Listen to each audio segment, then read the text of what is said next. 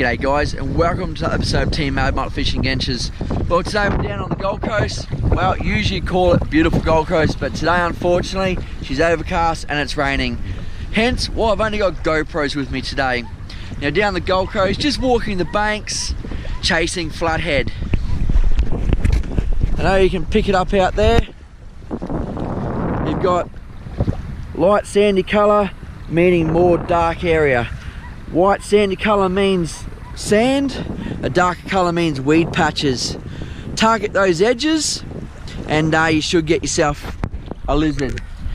Bit on the gear. 2,500 to 3,500 size reel. Any reel, doesn't have to cost $1 million. I got this particular one spooled up with 10-pound braid, running down to 14-pound mono.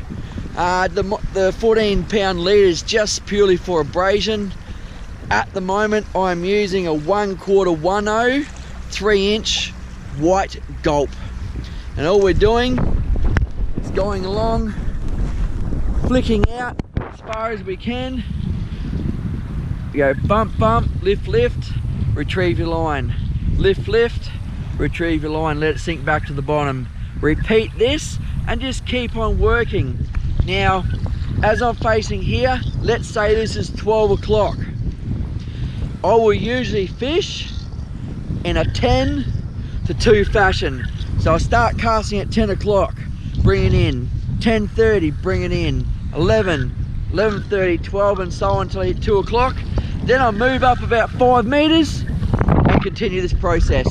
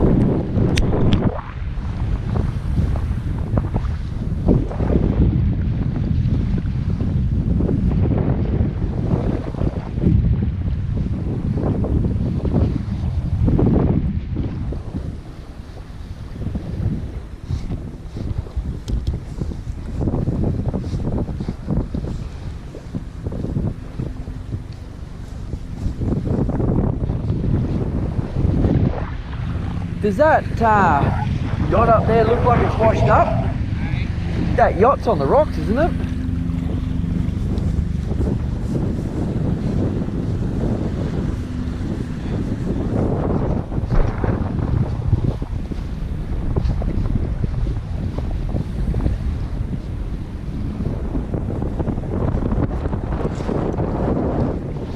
That's gotta suck.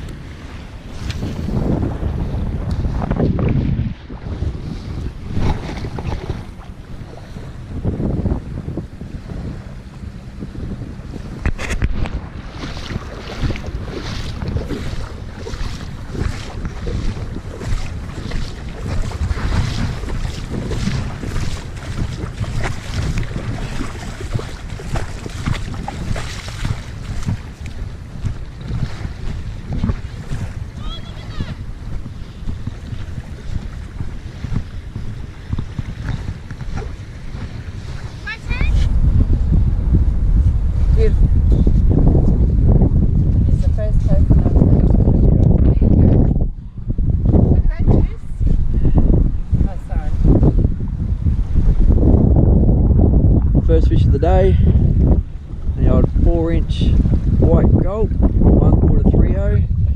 This fish would be well and truly legal, about the 45, but I'm putting him back to fight another day.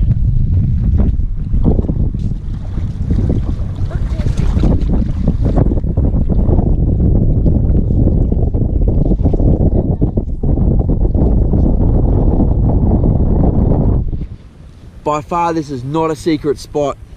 Just down the Gold Coast and the Broadwater, there is absolute plenty of places throughout the Broadwater that holds weed patches. For instance, down around the Sundale Bridge on the eastern side of it, just past the boat ramp. It's another great place to go chase some lizards. As you get up towards Paradise Point, quite a few weed banks up that way as well. But best thing I can suggest is if you're trying to find a spot to fish, is jump on Google Maps and have a bit of a gander, because you will pick up your weed patches on Google Maps.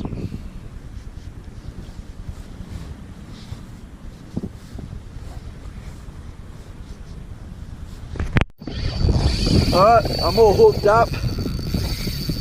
Hopefully we can stay attached to this fish. Hit it on the lift. Fingers crossed, guys. We're only catch and release today, so hopefully that works in our favour.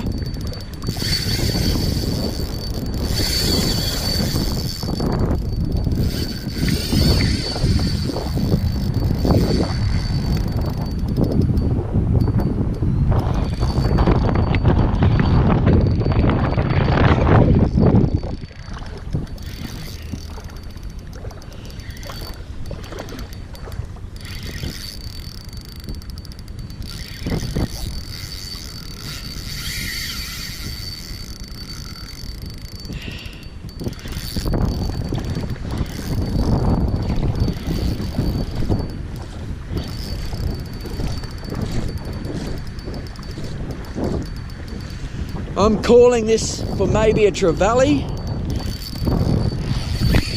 because this thing is going way too hard for a lizard. Yeah, I'm calling trevally on this one.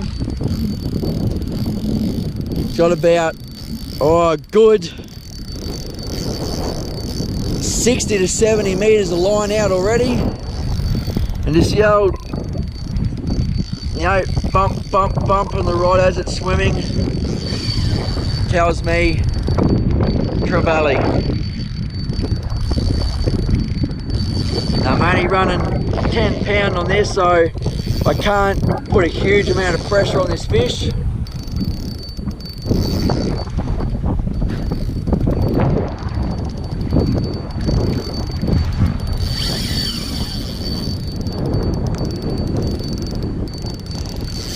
One thing try not to do while finding a fish is touch your drag at all. Try not to put your hand on the spool at all, or bring that line up and bring it against the rod to try and get that little bit more pressure. You definitely don't want to bust off a great fish by putting too much pressure on your line. You don't know how that hook is sitting in the mouth, whether it's deep or not. There's any abrasions on that line, of course the extra pressure, you'll lose it, unfortunately. As you see in front of me here, you can see the weed. That's what we're aiming for. Where this weed meets the sand, that means structure. Structure means bait fish can hide in that structure, and what comes in for the bait fish?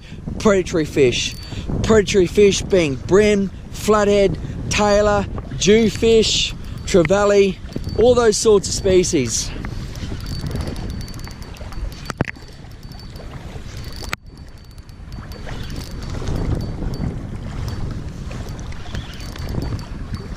Little baby stingray just here. Lucky I didn't stand on him.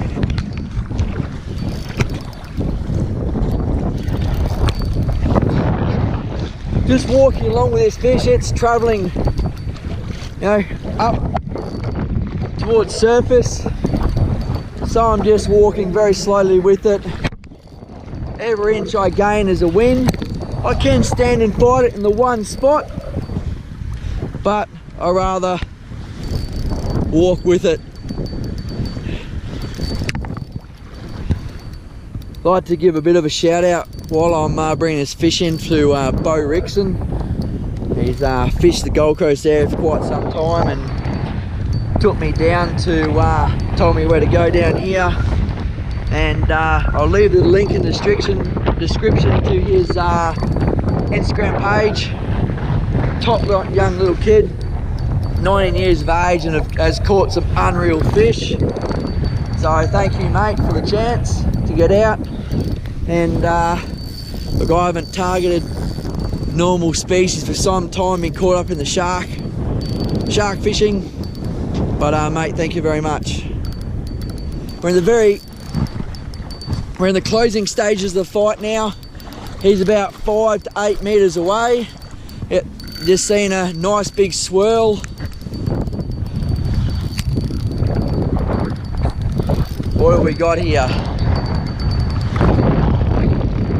Yeah, it looks like a trevally.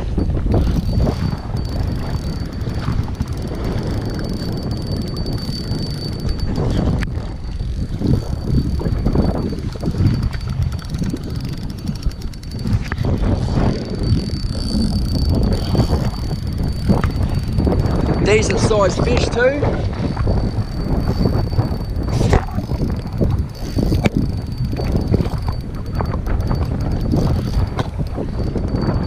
This is the time where a lot of anglers get really excited, can see the fish, but are impatient, and like I said earlier, do something to the spool or the line and jeopardize that fish.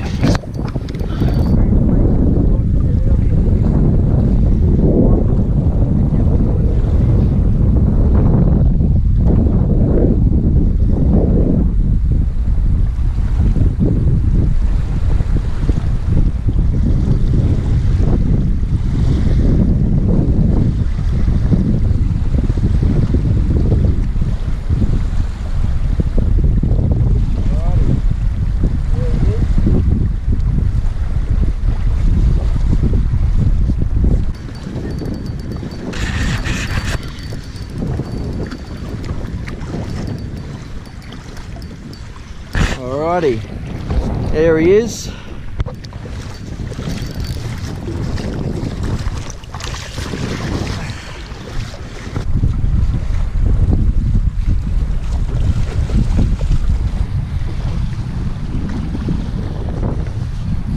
There you go, guys. How good is that?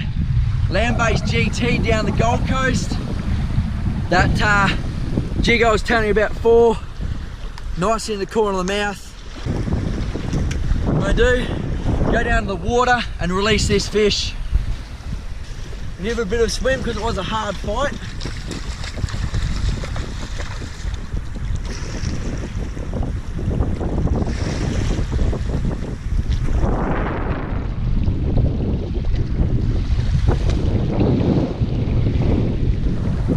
There he goes.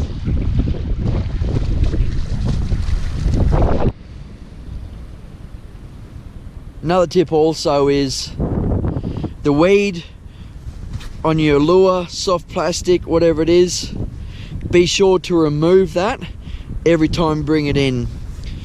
And a little bit of a trick that one of the local boys tells me works a treat down here. His name's Bo. He reckons use the old S-Factor. It's been many years since I've done any sort of soft plasticking, and really enjoying getting back into the general fishing side of things. A nice smear of that on my plastic. He reckons after every 10-15 casts or so, reapply. Well guys, we are back. Quick little session down the Gold Coast, come up trumps really well. Start off crabbing. While the pots were actually soaking, we shot down and had a little bit of a soft plastic flick on the Gold Coast, and James got one lizard and I got that beautiful GT. Now before I get into the plastics, I'd like to give a big shout out to Dave O'Halloran. If you don't know him, he's I think the most talented man in Australia when it comes to painting. Not only is he a good painter, he is a terrific guy. Him and his family just have a lot of respect for. I just want to show you a couple of the paintings. So, first one we got here, he's done these ones for me and the team. This is me with one of the biggest tigers I've got to date.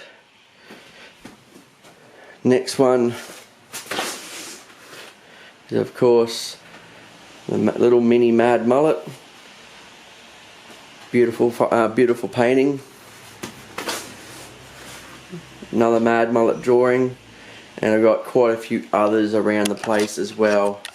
Not only does he do paintings like these ones here, his scenery, outback, trucks, whatever you want it, he is the man to go to if you want to get that, I would say, most precious or outstanding photo in your mind actually painted and hung on the wall. Right, let's get into these plastics. Now there is absolutely hundreds and hundreds and hundreds of brands, colours, sizes, shapes, and it can be really confusing when it comes to soft plastics. Don't get caught up in thinking you do need one of everything to get going. As you see here, this is only a very, very, very, as you see here, this is only a glimpse of what I've got. Like you got your Z-Mans, your Savage Gear, Shad's Lures, Squidgies, all your different gulps. The list goes on and on and on. These are some older ones I have. This is what I usually take on an average day fishing in the boat. Lots of bits and pieces to change up.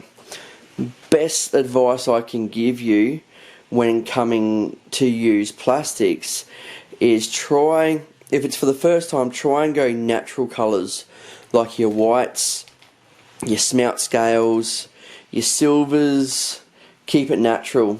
It can be very daunting when you walk into a BCF, a tackle store, Anaconda, and there's just walls and walls and walls of plastics. Keep it simple. Grab a couple of natural colours. Grab some jig heads. Now when I'm talking jig heads, this particular one I just carry around with me while I'm walking the beach. 1/8 10s, 1/8 30, 1/6 20, 1/4 20, 1/12 10. You got 1/6, 1/8, 1/4. Now I'm not sure what size they are in the old scale, but when it comes to jig heads, you do need a little bit of a variety in them, mainly to match the hook size to the plastic size. You don't want to be putting something like that 3/0 in a 1-inch in a 3-inch plastic. It just look funny. It'll swim. It won't swim correctly. You're more wanting to put like a 1/0 sort of style in it. And when it comes to weight, that all depends on the current and depth you're fishing. Try and keep it as light as possible, and so it just doesn't sink and go dunk on the bottom and stay there. It takes its time getting down to the bottom. So just remember, guys, when walking into one of the tackle stores at BCF, try more natural colours. And go down to your local estuary, find yourself a nice sandbank with a bit of broken ground, bit of weed, bit of rock, etc. And put your plastic on, flick him out. And remember, if I'm at 12 o'clock, work from 10, 10:30, 11, 11:30, 12, 12:31, 1:32, and then once you get to around that 2 o'clock, move down 5 meters and then repeat this process so you're covering as much ground as possible. Alrighty guys, hope these few little tips and tricks will get you out there and catching more fish. Until next time, cheers and good luck.